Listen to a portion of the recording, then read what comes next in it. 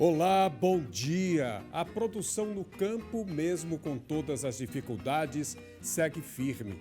O agronegócio, do campo ao grande produtor rural e pecuarista, é parte importante da economia, gerando emprego e levando o Brasil a ocupar um lugar de destaque no mundo. Por trás dos números existem pessoas, homens e mulheres que acordam cedo, enfrentam o clima, buscam inovação e que muitas vezes dependem do crédito, da assistência e da oportunidade para transformar sonhos em produção. Está começando o Gazeta Rural, que hoje traz informações importantes sobre a atuação do direito no agronegócio. Quais as mudanças nas leis? Os cuidados que os donos de propriedades rurais precisam ter para não cair em pegadinhas da legislação. E você vai ver também o lançamento da campanha Vire Carranca em defesa do Rio São Francisco, lançada esta semana em Salvador. Uma fruta exótica vem surpreendendo um pequeno agricultor de Arapiraca. Em Arapiraca, essa produção aqui de pitaia tem chamado a atenção. Só em fevereiro, uma colheita de 1 tonelada. E a expectativa é de expansão por aqui. Tem a preocupação com a extinção do jumento. O animal virou um curta-metragem de desenho animado. Uma receita de pé de moleque feita no forno. Aí o ponto é esse. A minha mãe dizia que quando saísse aqui entre os dedos, aí era o ponto. E o forró de primeira qualidade. A música de hoje fica por conta de Mário do Forró. Mas como eu não tenho ninguém.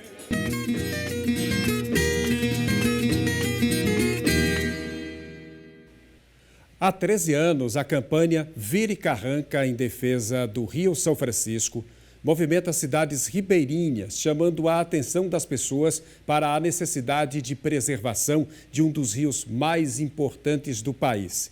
Esta semana, eu e o repórter cinematográfico Aldo Correia fomos a Salvador acompanhar o lançamento do tema deste ano. Nunca é demais lembrar que 5 estados brasileiros são cortados pelo Rio São Francisco. Carinhosamente chamado de Velho Chico, ele percorre mais de 2.700 quilômetros até encontrar o mar entre Alagoas e Sergipe. No caminho, costura paisagens, alimenta sonhos e sustenta vidas inteiras.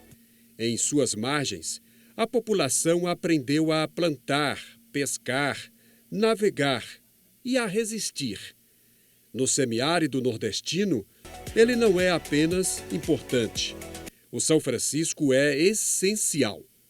Mas também é preciso união para preservar, evitar que as ações humanas continuem prejudicando um dos rios mais importantes do país.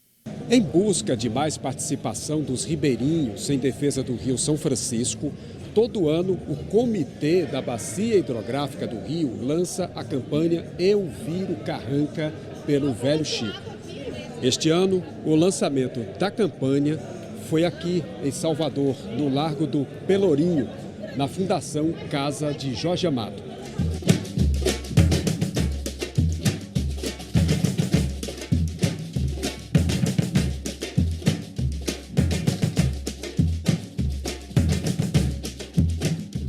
Décima terceira campanha e a cada ano ela cresce. Ela cresce, nós temos uma participação maior e melhor. E é dessa forma que nós vamos conseguindo novos atores na defesa do São Francisco. O lançamento da campanha foi numa entrevista coletiva para jornalistas nesta sala da Fundação Casa de Jorge Amado. Representantes de 3 dos 4 municípios ribeirinhos que sediarão o evento no dia 3 de junho também estiveram presentes. Como no Baixo São Francisco nós temos 2 estados, Alagoas e Sergipe, a gente sempre reveza. Um ano a gente faz em Alagoas, outro ano a gente faz em Sergipe. Então a gente tem os municípios se credenciam, se candidatam e a gente faz um critério de escolha qual município vai ser escolhido para sediar. Esse ano foi escolhido Canidé de São Francisco e Sergipe, porque anteriormente nós já tínhamos feito em Alagoas. É um momento de união de esforço, de integração de todos. É um momento que o Baixo São Francisco deve se unir, onde nós deveremos estar os estados ali de Alagoas, de Sergipe, mas também Bahia. Qualquer pessoa pode chegar lá, participar desse dia comemorativo, festivo, de reivindicação, de cobranças para os órgãos, para o poder público, para a sociedade, para os usuários, de melhorias da quantidade e da qualidade de água do nosso Velho Chico. Então, esse dia nós vamos estar lá, um dia de dedicação, de levantar uma bandeira em defesa do nosso Velho Chico. Então, você que é de Piranhas, você que é de Delmiro Gouveia, de toda a região de Alagoas, de Maceió, pode ir para Canidé, passar esse dia conosco, fazendo esse dia festivo e de reivindicação. Este ano, com o tema Velho Chico, um rio, muitas mãos, a campanha reforça a importância da atuação conjunta dos diversos parceiros envolvidos na gestão das águas, com destaque para o fortalecimento dos comitês das bacias dos afluentes do São Francisco. A ideia é ampliar o diálogo de forma colaborativa para avançar com um plano integrado de recursos hídricos da bacia, reunindo contribuições de gestores públicos, sociedade civil, especialistas e usuários da água. A gente precisa que a sociedade que está dentro da área de São Francisco busque o comitê, que participe das atividades dos comitês. Existem os comitês afluentes, certo? Não só o Comitê de São Francisco, mas os comitês afluentes. A gente precisa que essa comunidade, com quem mora em todas as regiões, se faça presente, seja representativo, tenha representatividade, certo? Busque, dentro da sua representatividade, o que é que eu posso fazer pelo Velho Chico. Os integrantes da diretoria do Comitê da Bacia Hidrográfica do São Francisco destacam ainda que a campanha também tem como foco a educação ambiental, especialmente voltada para crianças e jovens, por meio de atividades, exposições, cartilhas, jogos e ações interativas, buscando formar pessoas mais conscientes sobre a importância da água e da preservação do Velho Chico. O nosso Velho Chico ele é um rio diverso, de muita cultura, é um rio de muita contribuição social, mas é um rio de muitos problemas. Então a gente precisa que a população participe de campanhas como essa do Viro Carranca e outras atividades, porque a gente precisa dessa escuta, desse poder empírico das pessoas, para que a gente possa com isso sensibilizar, transformar isso em propostas, em projetos, em ações. E aí a gente tem várias ações positivas ao longo do rio.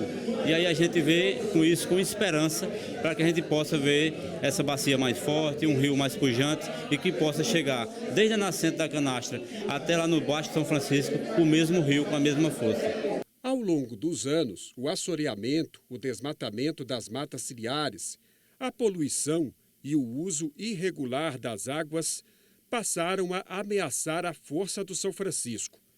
Em alguns trechos, o rio perdeu força. Em outros, a pesca já não é a mesma. Há quem diga que o Velho Chico anda cansado. Por isso, cuidar dele é preservar o futuro de mais de 30 milhões de pessoas que dependem de suas águas. Nós vamos iniciar a atualização do plano de bacia do Rio São Francisco. E essa atualização ela vem com novidade, que é a atualização com integracia dos comitês afluentes, das bacias afluentes do Velho Chico. Então precisamos da participação de todos. Esse plano, precisamos entender que ele não é do comitê. O plano ele é da sociedade da Bacia de São Francisco. Então precisamos que cada um de vocês participe, colabore, traga a sua opinião, porque o resultado será a cara da participação da sociedade. O comitê está em festa, com o rio corre alegria, pois há 25 anos este comitê nascia para ser mais uma carranca em defesa da bacia. Vamos todos ser carrancas, juntos no mesmo navio. Sejamos um novo Chico, vencendo um só desafio, cada um sendo um carranca em defesa desse rio. Só reforçando que a campanha Vire Carranca em defesa do Rio São Francisco acontece no dia 3 de junho e no Baixo São Francisco. O evento será em Canidé do São Francisco, em Sergipe, bem ao lado ali da cidade de Piranhas, nos cânions do nosso Velho Chico. A data coincide com a Semana Mundial do Meio Ambiente. Uma fruta exótica está fazendo a alegria de um pequeno agricultor de Arapiraca. Ela não precisa de muito espaço e vem se adaptando bem ao clima do Nordeste. Vamos ver que fruta é esta na reportagem de Igor Albuquerque e Alex Alves. Essa é a rotina do seu João.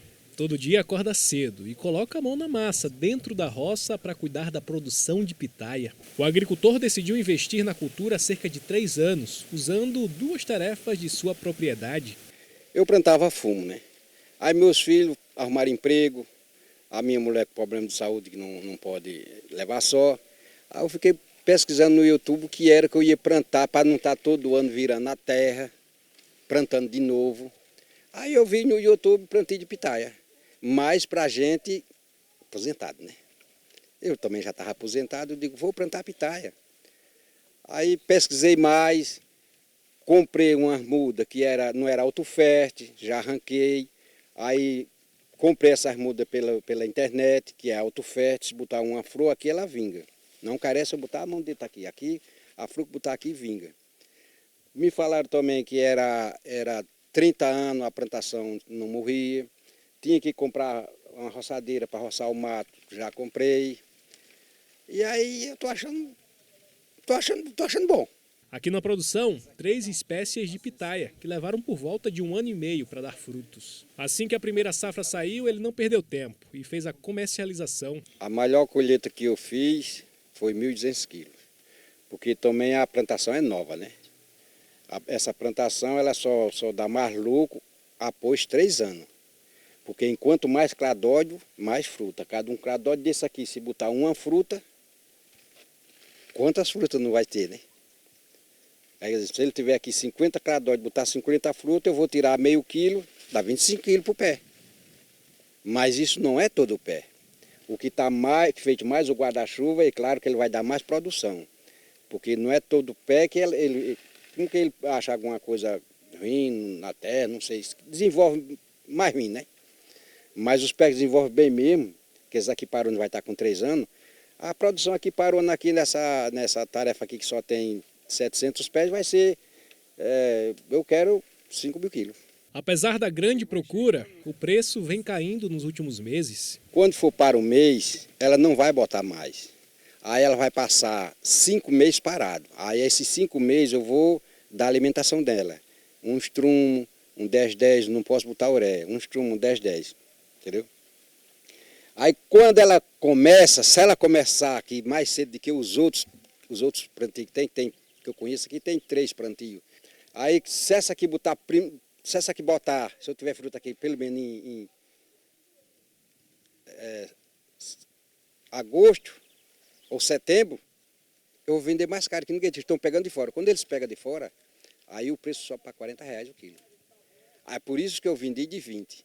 Aí quando com 15 dias que os outros vai chegando também, aí vai ficando mais, aí ela vai baixando o preço. E hoje estamos vendendo de R$10. O seu João conta com 1.800 pés em sua propriedade, mas esse número deve aumentar em breve. Isso porque ele já está preparando todo esse terreno aqui para fazer a expansão dessa cultura na produção de pitaia. Os cuidados devem ser diários, isso porque a espécie não é tão adaptada para a região. Batista é técnico da Secretaria de Desenvolvimento Rural em Arapiraca e explicou o que é levado em consideração. É uma cultura nova aqui e também na pesquisa.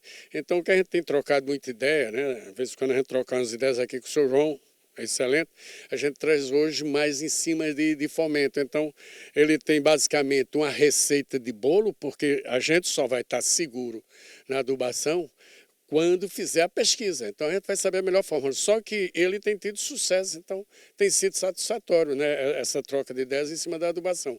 É o NPK, é o nitrogênio com o superfosfato triplo, o simples mesmo, com o cloreto. Não é? Aí a gente tem passado para ele ver essas quantidades, né? E a gente vai trocando essas ideias e ele vai passando para a gente feedback. Nossa preocupação maior em tudo isso, que produzir a gente produz, Igor. Agora, o grande gargalo de tudo, como na vida que não dá um sorriso, é o mercado. Quando você tem, cai o preço.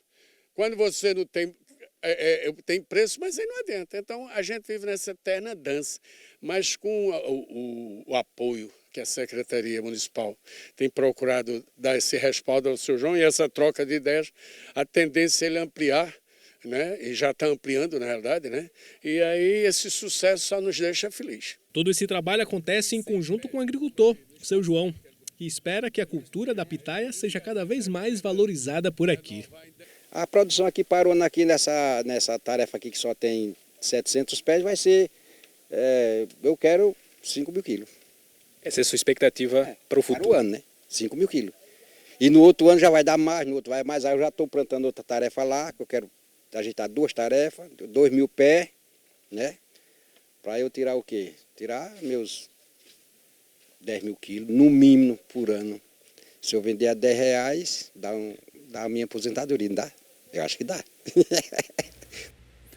Vamos mostrar agora a situação de um açude que fica no povoado Ouricuri, em Atalaia. O local está tomado por plantas aquáticas que indicam a poluição da água. Os moradores pedem ajuda para salvar o açude. Há 16 anos, o seu Nailton mora aqui no povoado Ouricuri, na zona rural de Atalaia. Ao fundo, um açude que ele diz ter dado muita felicidade à população, mas hoje está morrendo à míngua. Isso era tudo limpo, normal, era uma fonte, uma mãe de família para a população do povoado, que gostava das pescarias, isso aqui ajudava muito. Então, se hoje ninguém se serve porque não tem condições, porque está abandonado. A desconfiança é tanta que ele precisou investir em captação de água própria para matar a sede dos animais e irrigar a plantação. A gente tem os pocinhos ao redor, né? Aí a gente tem os pocinhos, aí a gente reserva eles, né? Preserva, viu? Quem também não acredita na quantidade de plantas aquáticas que estão crescendo aqui é a Verônica. Professora de ciências aposentada, ela sabe da nocividade desse cenário. As pessoas precisam disso aqui. Agora, tem que ter educação também, né? As pessoas também têm que contribuir. Pare de colocar dejetos na água. Pare de jogar lixo. Pegue o seu lixo, coloque no saco, coloque para o coletor de lixo levar. Entendeu? Os esgotos, pelo amor de Deus, gente. Povoado Ouricuri, o seu açude principal está se acabando por falta de interesse. Situação bem diferente da encontrada na sua juventude. Tem a tilápia. Olha, a gente aqui tem uma criação de tilápia gigante. Houve uma enchente uma vez que transbordou, as tilápias derrubavam o povo. O pessoal tentando pegar, que era de tão gigante que era. A gente não sabe onde é que estão essas tilápias. Não se tem noção onde foi que elas se esconderam, porque a baronesa simplesmente a tomou conta. Segundo esse professor e pesquisador da UFAL, esse tipo de planta acende um alerta quanto ao forte indício de poluição nesse ambiente. Possivelmente, algum tipo de contaminante ou de poluente está em excesso na água, por exemplo, através de esgotos domésticos, através de, nessas chuvas, geralmente as pessoas preparam a terra para o plantio e colocam adubo. Quando vem as chuvas, carregam esse material para dentro do ambiente. Esse adubo tem excesso de nitrogênio, tem excesso de fósforo, alguns têm até alguns metais pesados. Aqui algumas espécies se destacam. A principal e mais conhecida é a baronesa, onde a função dela é filtrar a água, mas em larga escala isso pode prejudicar ainda mais o ambiente. Elas provocam uma quantidade de nutrientes maior, porque elas devolvem para o ambiente no seu processo de decomposição. E ela também impede que a radiação solar passe por elas e chegue até o fitoplâncton. O que é o fitoplâncton? São as microalgas que produzem oxigênio. Dessa forma vai indicar que o ambiente vai ficar pior, né? Além dela indicar que o ambiente está eutrofizado em excesso de nutrientes, ela também vai impedir que a água tenha mais oxigênio, prejudicando o ambiente. E apesar de todos os indícios de poluição, ainda assim essa água é coletada por essa estação de captação e abastece todas as casas dos moradores aqui do povoado. A gente não sabe qual tipo de metal ou qual tipo de contaminação está indo para aquele ambiente. Então tem que ser observado qual é o nutriente que está ali, porque alguns dos nutrientes, como metais pesados, também causam problemas para o fígado das pessoas, podem causar problemas gastrointestinais, vômitos, cefaleias, problemas de pele. Então, por isso que a gente não recomenda estar consumindo uma água quando a gente não conhece que nutriente está ali e justamente a macrófita está ali como bioindicador, ela está indicando que o ambiente não está saudável para consumo. E quem está todos os dias bem de frente ao problema só quer uma coisa, uma solução. Olhasse, né, para a situação, né? Porque o poder público é quem pode decidir alguma coisa, a gente não pode decidir, né? Alguma faculdade, né? Alguma entidade, gente, algum órgão, pelo amor de Deus. Socorro, né? Socorro. Não deixe esse açude acabar. Se vocês verem como é lindo a visão, é muito bonito aqui de cima. Nós estamos quase perto do Alto do Mirandas. Isso aqui é um assentamento que o pessoal produz e tudo. Então, por favor, eu peço encarecidamente, salve esse açude. Sobre a qualidade da água fornecida ao povoado Ouricuri, a BRK disse que realiza o monitoramento contínuo das condições da água bruta, bem como ações operacionais quando necessário. Informou também que, após a captação, a água é tratada de acordo com os padrões estabelecidos pela legislação vigente, assegurando sua qualidade e potabilidade. E vamos para o primeiro intervalo de hoje. Na volta, tem o quadro Giro Animal, que hoje vai mostrar os cuidados que devem ser tomados no nascimento de um potro. O ideal é que seja um parto acompanhado, observado, porque precisamos intervir caso exista alguma complicação, como a retenção de placenta, que pode acontecer em alguns casos com éguas. E uma reportagem sobre o lançamento do curta, que aborda a preocupação com a extinção do jumento. Usados no transporte, para carga ou tração. Jumento ele é, esperto e muito leal.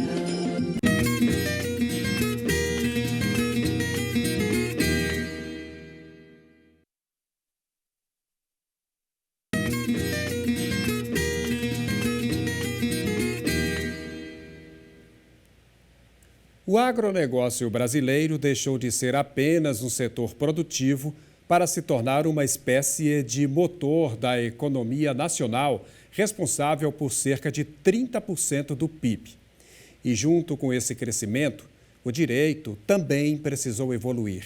Hoje, não se fala mais apenas em posse de terra, mas em um sistema jurídico complexo, estratégico e indispensável para dar segurança a toda a cadeia produtiva do campo à mesa.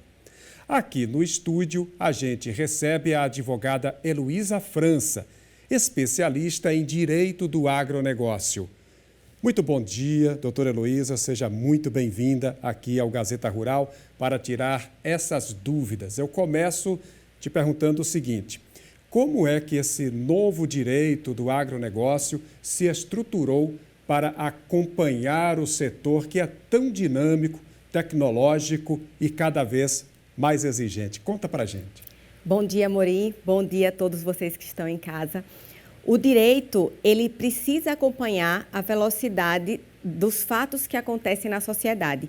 E o agronegócio, ele vem se aprimorando muito com o uso de tecnologias e um avanço muito grande em todos os sentidos. Até porque hoje os produtores rurais, eles têm em suas fazendas verdadeiras empresas. Então, o direito precisou se esforçar para acompanhar o agronegócio.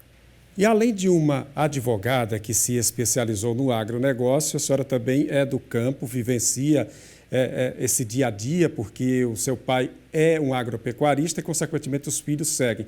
Isso tornou mais fácil essa lida com as leis, com a questão das dúvidas que os agropecuaristas têm em relação às demandas da lei?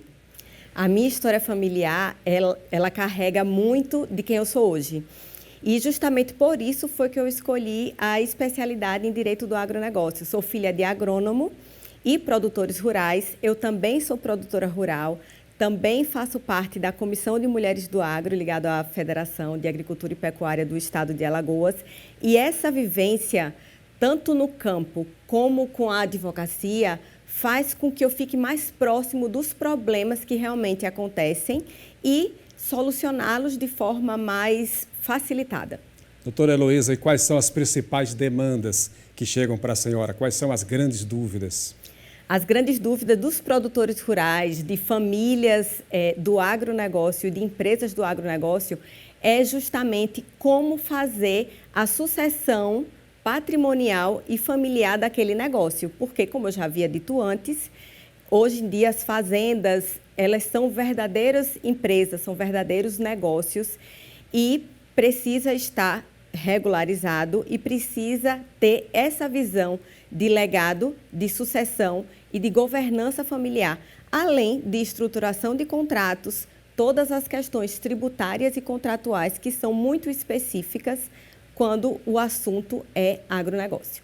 Agora, por que as pessoas ainda veem a questão jurídica, o investimento na consulta jurídica como um gasto e não como um investimento? Por que ainda se tem essa percepção a partir do campo? Porque viemos de uma história onde o produtor rural só buscava um advogado para solucionar problemas. Mas com a evolução e a globalização, o agronegócio ele vem se tornando muito evoluído tecnicamente. E isso requer também uma assessoria jurídica para prevenir e mitigar riscos. Então, hoje, o essencial para um futuro promissor dos negócios e das famílias é a prevenção. E por falar em prevenção, essas questões trabalhistas que também geram muita dúvida, seja na indústria, seja no comércio e no campo também chegam as dúvidas trabalhistas. Como é que o homem do campo tem lidado com essas questões, doutora? O que fazer, como tirar essas dúvidas e evitar problemas trabalhistas? Evitar problemas trabalhistas é sempre você observar a sua estrutura e ver as especificidades, porque o agronegócio ele é muito amplo. Então, existem o direito do trabalho daqueles vaqueiros que estão dentro da propriedade de uma fazenda, que se um boi fugir, não tem a particularidade de ser no horário comercial ou de ser durante a semana. Então, é preciso ficar atento às funções que aquele trabalhador exerce e se adequar à legislação trabalhista, até porque as exigências são enormes. Hoje em dia também existe uma norma trabalhista que está impondo que o vaqueiro utilize, ao invés do chapéu, capacete. Então, tudo isso são questões que o produtor rural precisa estar atento e precisa mitigar esse risco. E aí o vaqueiro está acostumado com chapéu de couro, né, no sertão. Aí tem a questão dos costumes, para adequar a lei dificulta um pouco, mas é preciso ter muito cuidado, porque senão vai pagar mais caro mais adiante, né? É verdade. Doutora, e com a facilidade de acesso à internet, até anotei aqui para tirar essa dúvida com a senhora, a inteligência artificial aí dominando o mercado, quais são os riscos disso dentro do agronegócio? São muitos, porque a inteligência artificial e tudo que a gente encontra na internet, tanto a nível de modelos, de site, enfim, eles não estão preparados para as especificidades do agro. Então, por exemplo, a inteligência artificial ela não vai ler o cadastro ambiental rural daquela propriedade. Ela não estará atenta às especificidades, como você exemplificou, trabalhistas, ambientais, tributárias, que são especificamente e especialmente diferentes quando o assunto é agronegócio. E como é que as pessoas estão conseguindo lidar com isso, o homem do campo, o agricultor, o pecuarista, com essa questão tributária? Como é que eles estão se virando com isso? Hoje, com a reforma tributária e essas mudanças que estão sendo impostas, né, além da falta de legislação, porque existem algumas leis que foram impostas com o conjunto, com a reforma tributária, e isso a gente ainda está naquela fase que hoje em dia o pecuarista, o produtor rural e o empresário, eles precisam observar, porque a partir do próximo ano, normas tributárias serão alteradas a sua vigência, né, a sua prática. Então, o produtor rural ele precisa aproveitar esse ano para observar e se regularizar com relação às suas questões tributárias. E em Alagoas, doutora Heloísa, quais são os principais desafios jurídicos relacionados à regularização ambiental e fundiária no agronegócio? No estado de Alagoas, a maioria dos imóveis rurais, eles estão com pendências no cadastro ambiental rural e também algumas atividades, elas estão sem os seus devidos licenciamentos. O que é que isso significa? Que existem pendências ambientais e o produtor rural ele precisa estar atento a isso e buscar a regularização para evitar multas, autuações, embargos e até a paralisação da sua atividade. Doutora, a gente já está chegando ao finalzinho da entrevista. Quais são os canais que as pessoas podem usar para consultar a senhora para tirar dúvidas? Isso, tem o meu Instagram, é o @HeloísaTF e o do escritório é @advocaciatfg. E estamos aí em todas as redes sociais e tenho também o telefone do escritório, que é o 829-8200-0797. Muito obrigado, doutora, por estar aqui com a gente, aqui no Gazeta Rural, nesta manhã de domingo, tirando essas dúvidas. Tem muito assunto, a gente já viu que é amplo, vamos convidá-la de já para mais adiante retornar aqui e a gente tirar mais dúvidas das pessoas que podem, inclusive, nos encaminhar as dúvidas, tá certo? Muito obrigado. Muito obrigada, Amorim, muito obrigada a todos vocês. Até a próxima. Um abraço, feliz Dia das Mães. Obrigada. A extinção dos jumentos virou tema de filme. Alguns educadores do projeto de pós-graduação da UFAL produziram um desenho animado de 30 minutos. Vamos ver agora na reportagem. Crianças no cinema pela primeira vez, inquietas, ansiosas, na expectativa para ver o filme infantil. Jumento ele é, esperto e muito leal. Na tela, a história da jumenta Ivonete, que passeia pela Caatinga dialogando com outros personagens, outros bichos do semiárido. A gente já tinha o projeto Encantos da Caatinga, né, que foi um projeto de sensibilização ambiental que a gente pensou para dar luz a esse bioma que é tão nosso. E aí, quando a gente ficou sabendo disso que tem acontecido com os jumentos, desse desaparecimento dos jumentos, imediatamente a gente entrou em contato com o Pierre, com o pessoal do Grupec, para a gente pensar em alguma forma de sensibilizar as crianças, né? Porque o jumento acabou perdendo também muito valor cultural. Então, a nossa ideia é justamente fazer esse resgate cultural de valorização da espécie. O curta de 32 minutos é uma produção feita com poucos recursos e muito empenho por educadores ambientais que integram o projeto Os Encantos da Caatinga, do curso de pós-graduação em Ciências Biológicas da Universidade Federal de Alagoas, com a missão de comemorar a semana dedicada à Caatinga de maneira lúdica e educativa. A gente fez um primeiro trabalho a gente foi na UFAL de Viçosa conversar com o pessoal que faz pesquisa nessa área, então ficar sabendo tanto da parte científica quanto de algumas curiosidades que só quem conhece a espécie a fundo pode passar para a gente. E aí a nossa equipe, que conta com pedagogos, com comunicólogos, a gente foi planejando, pensando na história, no enredo, na composição das músicas e tentar trazer essa ludicidade. Mas a maior parte é feita dentro das suas próprias casas. A gente gravou as vozes e as músicas em estúdio, mas a maior parte dos processos foram feitos em casa. A animação da tela chama a atenção para o risco de extinção dos jumentos. Os jumentos estão sendo capturados e levados para bem longe. O animal está presente em todas as regiões do país, mas a ameaça de extinção aparece justamente no Nordeste. Aqui, o jumento é um símbolo importante da resistência do sertanejo, mas a indústria chinesa montou 3 frigoríficos no sul da Bahia para abater o animal e exportar para a Ásia. É empolgante a gente fazer a pesquisa, né, trazer, através da pesquisa, o risco da extinção, terminar o abate pela Justiça Federal, né, do jumento e trazer esse resultado para a educação infantil. Então eu acredito que isso é ciência, a gente sair dos muros, a gente informar, a gente trazer esse momento lúdico que trouxe o problema do abate dos jumentos, o problema do risco de extinção, mas mais do que isso, de conservação não só da espécie dos jumentos, mas de outras espécies da caatinga. É um grande prazer para a gente, enquanto pesquisador e enquanto cidadão. No mês passado, a Justiça Federal na Bahia proibiu o abate. A decisão cabe recursos, mas no momento, nenhum animal da espécie pode ser sacrificado no estado. Segue proibido no estado da Bahia e na Bahia que estão os 3 frigoríficos. Então é uma vitória da pesquisa, é uma vitória da ciência contra a exploração dos jumentos. É importante que as crianças já interajam com essa história, já entendam, porque elas são multiplicadoras para o futuro. Vão ser multiplicadoras, vão entender e podem inclusive denunciar algum extrativismo que esteja sendo feito nas regiões, no sertão, na caatinga, né, em todos os nossos interiores do Nordeste. O projeto do filme infantil foi feito com a ajuda do Grupec UFAO. Alunos e professores do ensino fundamental de Penedo gostaram e aprovaram o curta-metragem com a história da jumenta Ivonete. Eu gostei das músicas e da libertação dos jumentos. Eu achei que o filme é bem legal e ensina muitas coisas. O que é que você aprendeu mais sobre jumentos?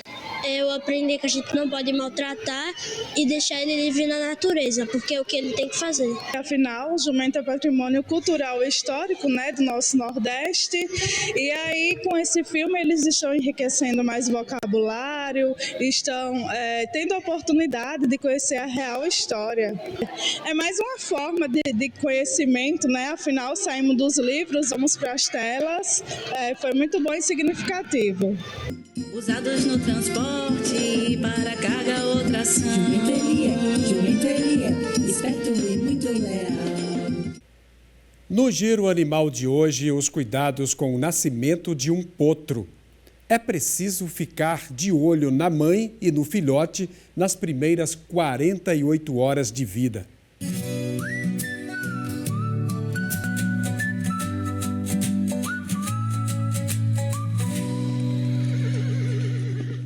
Estamos aqui hoje para falar de um tema muito importante da medicina equina, que é a neonatologia. Estamos aqui com um potro, que tem poucos dias de vida, e também falar para os cuidados com a mãe e com o neonato. Precisamos abordar sobre a perinatologia equina, que nós temos 3 pilares extremamente importantes da perinatologia. Primeiro, os cuidados com a égua quando ela ainda está gestante, cuidados com a nutrição adequada, fornecimento de sal mineral específico para a espécie para garantir a ingestão dos nutrientes adequados para a gestação. Fazer também programa de vacinação para essa égua e garantir que também ela tenha uma imunidade, para passar para o colostro no momento que esse neonato vier a mamar. O cuidado também deve acontecer, o segundo pilar, que é o momento do parto. O ideal é que seja um parto acompanhado, observado, porque precisamos intervir caso exista alguma complicação, como a retenção de placenta, que pode acontecer em alguns casos com éguas. Nesse caso, no caso dela, não aconteceu, o parto ocorreu tudo bem. E o terceiro pilar que a gente precisa acompanhar é o potro, especificamente o potro neonato. A gente precisa observar, nós fazemos uma escala como se fosse 1, 2, 3, que até 1 hora esse neonato precisa estar de pé, em até 2 horas ele precisa já mamar na mãe, e em até 3 horas do seu nascimento ele precisa eliminar o mecônio. O mecônio é o primeiro material fecal que é eliminado por esse animal. E nisso precisamos manter a observação desse potro neonato e ver o seu comportamento, ver se existem sinais de imaturidade para esse potrinho, para poder fazer as intervenções necessárias. Se possível, com 12 horas depois do seu nascimento, fazer um exame também para ver se ele conseguiu adquirir a imunidade através do colostro, porque é essencial na espécie equina. Os neonatos eles precisam mamar na mãe para adquirir imunidade, eles não nascem com a imunidade já passada de mãe para filho, como acontece com os seres humanos. Então o potro precisa mamar o colostro, precisamos garantir a nutrição da égua durante toda a gestação para que esse colostro seja de qualidade e possa ofertar também para esse potrinho as imunoglobulinas, que são as células de defesa que vai garantir que esse animal consiga sobreviver no ambiente.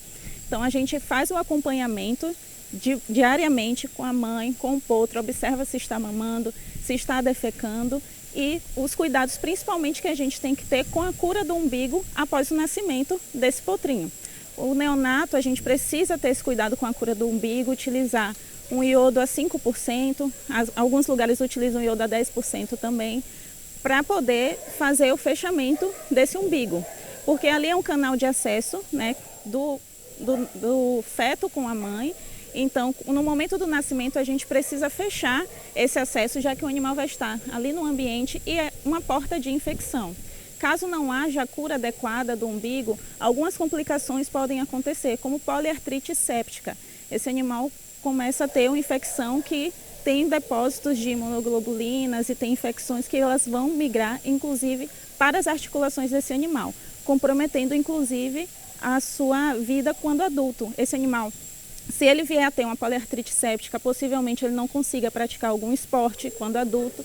Então, todos os cuidados precisam iniciar desde a mãe gestante, acompanhar o momento do nascimento e o neonato também nos seus primeiros dias de vida.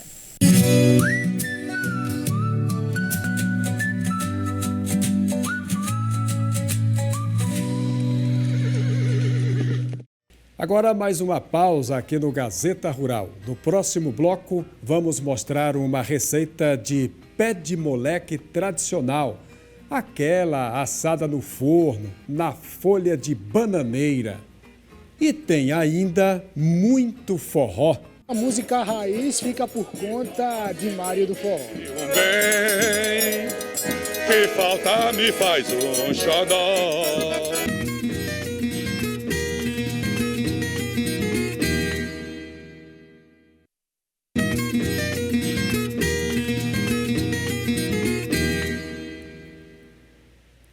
Você gosta de bolo de pé de moleque? Nossa equipe foi à área rural de Arapiraca mostrar uma receita antiga, passada de mãe para filha. Dona das Dores usa até canela nesta receita especial. Essa é a nossa homenagem ao Dia das Mães. Vamos ver. Olá, muito bom dia para você e para todo mundo que acompanha o Gazeta Rural nesse momento. Hoje a gente vai conhecer uma tradição familiar gastronômica que está na família da Dona Cida há pelo menos 40 anos. É este bolo de pé de moleque que é um sucesso, né? Afinal, Dona Cida, tem tanto tempo assim, sinal que muita gente gosta. Gosta. Muita gente procura. E a tradição é assim, vem de mãe para filha, né? E a tradição tem mais de que 70 anos, mas que eu faço tem mais de 40 anos. E a senhora aprendeu com a sua mãe? Com a minha mãe. Nesse tempo a gente botava mandioca de molho, né? Mas hoje é tudo mais fácil. O povo bota a mandioca, a gente já compra a mandioca pronta. A senhora falou sobre Semana Santa, é o período que a senhora costuma fazer? É, só na Semana Santa. Por quê? Porque o povo procura mais, né? Porque se eu fosse abrir mão, eu faria toda semana. Mas eu não quero não, que é muito pesado para mim. O pior é a quentura, eu tenho um problema de sinusite, aí eu fico toda entupida.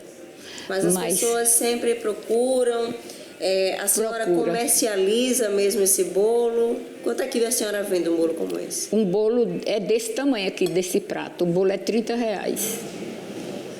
Agora, pela aí, o povo vende do preço que é 10, é 15. Agora, o meu, que eu faço, é R$30. Cada quilo de massa, eu faço assim.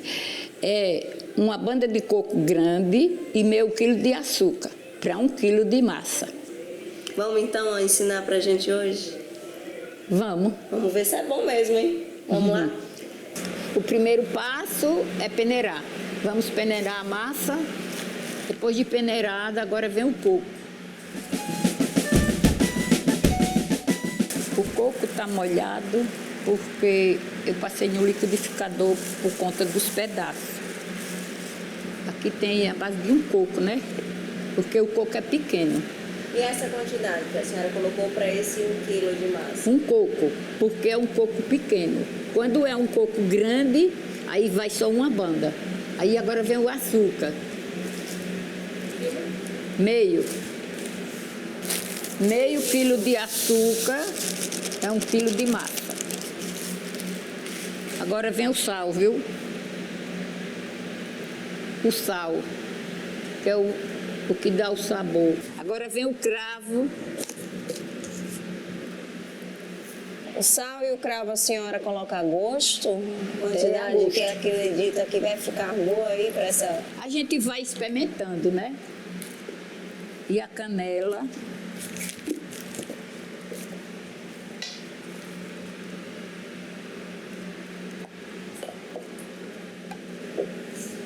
E agora a gente vai mexer, né? Elas que mexem, né? Que faz eu só tempero. Aí aqui vai misturando, né? Aí agora vem a água, viu? Quanto de água que a senhora utilizou? É até dar o ponto. Aí aqui tem que botar numa bacia, para não levar para lá, né? Para fazer o procedimento lá. Pronto, o procedimento é esse aqui, até dar o ponto, né? Aí o ponto é esse, a minha mãe dizia que quando saísse aqui entre os dedos, aí era o ponto. Essa é fácil, né? É, ó, e o bolo é isso aqui. Agora que a massa está pronta, qual é o próximo passo? Levar para o forno, para assar. Lá a senhora já vai ensinar as próximas estratégias, né? Para que esse bolo fique bom. É. Então vamos lá? E para dar continuidade à nossa produção do bolo de pé de moleque, a gente veio aqui para o quintal da Dona Cida, onde tem esse imenso forno a lenha, que é onde será assado o bolo, né, Dona Cida? O que é que a senhora vai fazer agora? Eu vou fazer o pé de moleque, né? O tradicional pé de moleque. Aqui vai colocar palha. Vai ser desenhada, né? Palha da bananeira, também aqui do quintal da senhora, é isso? Do quintal meu. Pronto. Agora o próximo passo. Vai colocar massa para fazer o pé de moleque. Pode ser pequenininho, né? Geralmente a senhora usa um prato como medidor? Medidor, mas tem que ir à mão. Um prato desse é a conta de um bolo. É a tradição. Minha mãe disse, olha, isso aqui é o quê? É isso aqui, ó. A espessura do bolo, né? Aí aqui tá no ponto. Agora vamos começar a cobrir o bolo, né? Para assar, vai demorar 3 horas para assar esse bolo. É 1h30 de um lado e 1h30 do outro lado. Aí aqui vem com a tabuinha dessa, né? Que é para cobrir o bolo. E vamos esperar assar agora. É isso, né? Depois está pronto para todo mundo ser feliz. Agora eu quero saber da senhora. É um desejo que essa receita continue aí passando de geração em geração? Sim, é um desejo, só que as minhas filhas não querem continuar. Mas aqui tem muita gente que... Já está fazendo? Está fazendo, só que não é o mesmo tempero, né? Mas fazem do jeito que a pessoa gosta, o doce ou doce ou menos doce. Cada um faz do jeito que gosta, né? Mas agora o pessoal está aprendendo aqui no Gazeta Rural, né? A oportunidade que essa receita se espalhe por aí. Se espalhe por aí. Tá feliz com isso? Muito feliz de receber vocês aqui na minha casa, né? E da receita se espalhar. E da receita se espalhar aí pelo mundo afora. Vamos lá, então. Espero que vocês tenham gostado, aprendido. Coloquem em prática, viu? Leva aí as 3 horinhas assando, mas vale a pena, é gostoso.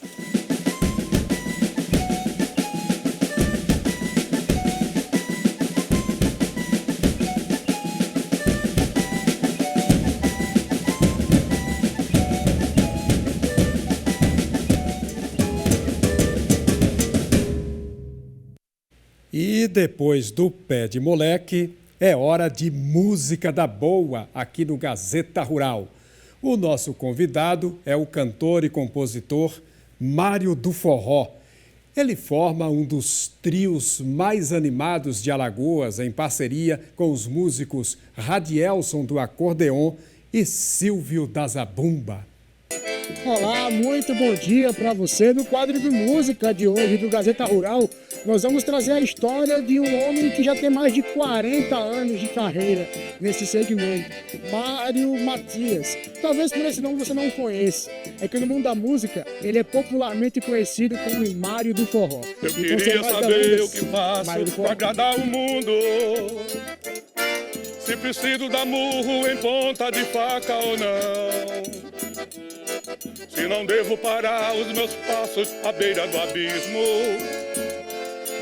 Para ter uma estátua na praça, ele era tão bom. Não queria sentir essa dor que eu sinto por ela.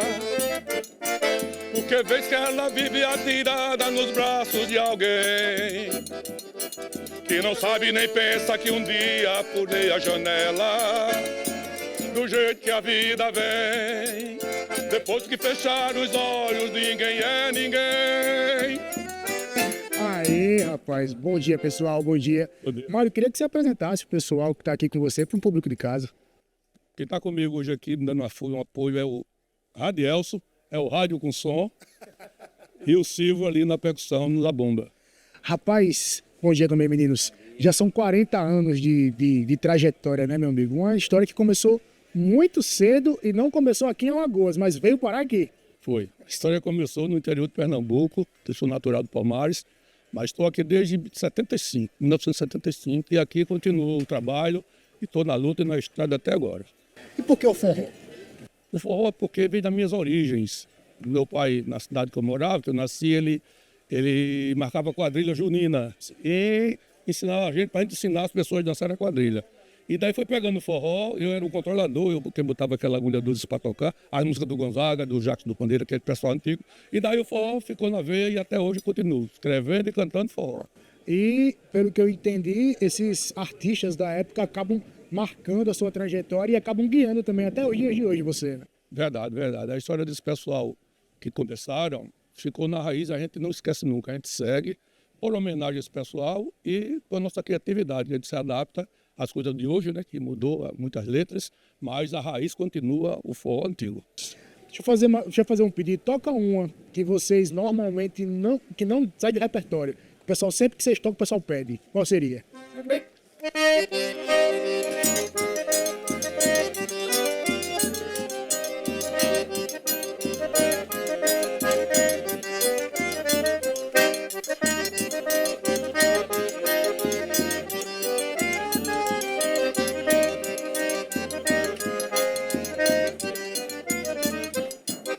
Você endoideceu meu coração, endoideceu.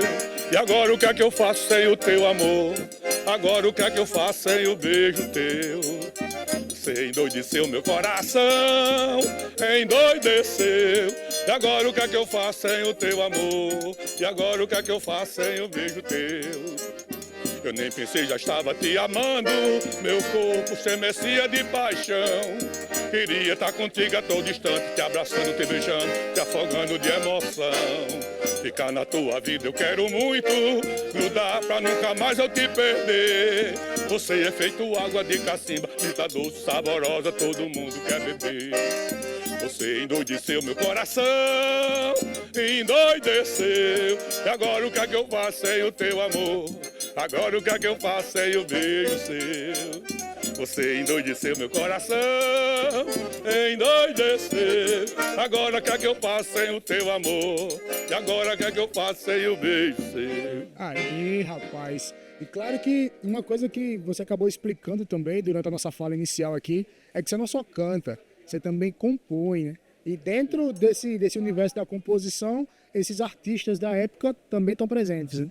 Então, a influência continua, né? Tem músicos aí que a gente saiu naquela época há mais de 40 anos e hoje a gente sente a influência daquelas melodias e das letras. Aí, de vez em quando, sai uma novidade aí já dentro dessa raiz de forró. Sim. Não é isso? E apesar de estar no forró, de ser forró, você também tenta se ligar um pouquinho em temas mais atuais, né? Em fazer homenagens também. Né? Queria que você falasse um pouquinho sobre isso. Sim, agora mesmo nós estamos lançando uma música que eu vou homenagear os garis, que no dia 16 é o Dia Internacional do Gari. Sim. Essa profissão desse pessoal que nos ajuda a sobreviver, porque se não tiver a limpeza a gente não resiste. Realmente é essencial o trabalho desse pessoal. Eu tenho uma experiência com eles, já trabalhei um tempo junto com esse pessoal, e eu fiz uma música agora que vai tentar cantar um pouquinho aqui para mostrar para vocês, que é novidade ainda, viu? Pode ser? Pode ser. Aí tá certo. Sou gari trabalhador, sou da coleta do lixo, pelas ruas da cidade, realizo o meu serviço. Simbora! Sou gari, sou coletor, sou da coleta do lixo, pelas ruas da cidade, realizo o meu serviço. Recolho bolsa de lixo e qualquer lixo que for, caminhando ou correndo, eu carrego o coletor.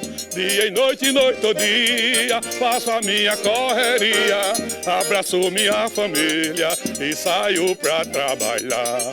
Nessa coleta de lixo, uso a minha proteção, meu suor brilha não só, mas não deixo o lixo no chão. Sou gari, sou coletor, é a minha profissão, manter a cidade limpa é a minha obrigação. Se você ficar feliz com a limpeza que eu fiz, reconhecer meu trabalho é minha satisfação. Aê, rapaz, bonita homenagem por sinal, tá? De onde é que saiu a ideia de fazer uma homenagem aos garis? A ideia saiu o seguinte, quando eu estava no meu ofício de mecânico, isso que mais me conhece da antiga, eu sou mecânico de ofício e sempre vim conciliando a música com a profissão de mecânico. Sim. E eu tive a oportunidade de trabalhar em empresa de coleta de lixo. Trabalhei acho que uns 12 anos, 10 anos em empresa de lixo. Então, eu fazia um treinamento com esse pessoal, mesmo na mecânica, mas eu fazia um treinamento para o pessoal desenvolver mais a capacidade de manusear os equipamentos, para ter mais eficiência, e não judiar muito deles, para melhorar a vida dos caras. E ter amizade, muitos ali são meus amigos hoje, eu passo e me falam, mestre, como é que tá? Eu estou passando a música também para eles, e a gente deve ajudar muito esse pessoal. A jornada desse pessoal não é fácil, não. Deixa eu contar um caso para você que foi curioso, lá em São Luís do Maranhão, o pessoal nosso lá na coleta, alguém deixou seringas de hospitais numa bolsa dessa de baixo. E ele furou a mão, e disse que aconteceu, a mão desse rapaz inchou, finalizou ele perdendo a mão. Eita, então perigoso. A gente que solta a coleta na rua, vamos ter cuidado, nossos irmãos que estão lá coletando. Com certeza. Realmente é algo realmente a ser observado. E para o público que está em casa, que gostou do trabalho de vocês, que quer conhecer um pouquinho mais da história, quer contratar, como é que pode fazer? Olha, a gente tem nossa produção, você liga eu dei o número de contato. Lá no meu @ do Instagram, está lá no Mário do Forró Oficial, e o número é 99602-7376. E da minha produção é 9925-5560. Todo DDD 82. 82, DDD 82. Então é isso, Mário. Queria que, pra gente encerrar o nosso bate-papo, você tocasse mais uma música pra gente, pode ser? Pode ser. Pronto. Vamos fazer Morar na Lua, é uma música autoral também. Vamos embora, gente. Ouvi dizer que tem gente indo pra lua aqui no mundo de São Jorge. Tá muito bom pra morar. Lá não paga água, escola, nem energia, nem precisa de dinheiro para o doutor consultar. Pra trabalhar é uma tranquilidade, pega uma espaçonave ou vai de táxi lunar. Não tem corrupção, não tem burocracia, não existe pandemia, nem assalto temporar. Vou confirmar minha viagem pra lua se tiver shot baião e mulher pra forrosar.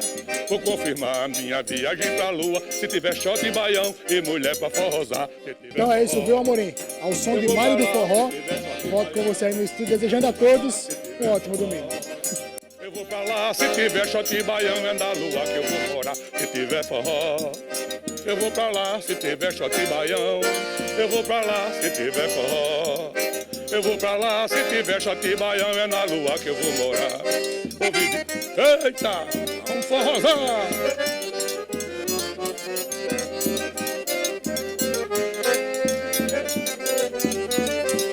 Ouvi dizer que tem gente indo pra lua aqui no mundo de São Jorge. Tá muito bom pra morar.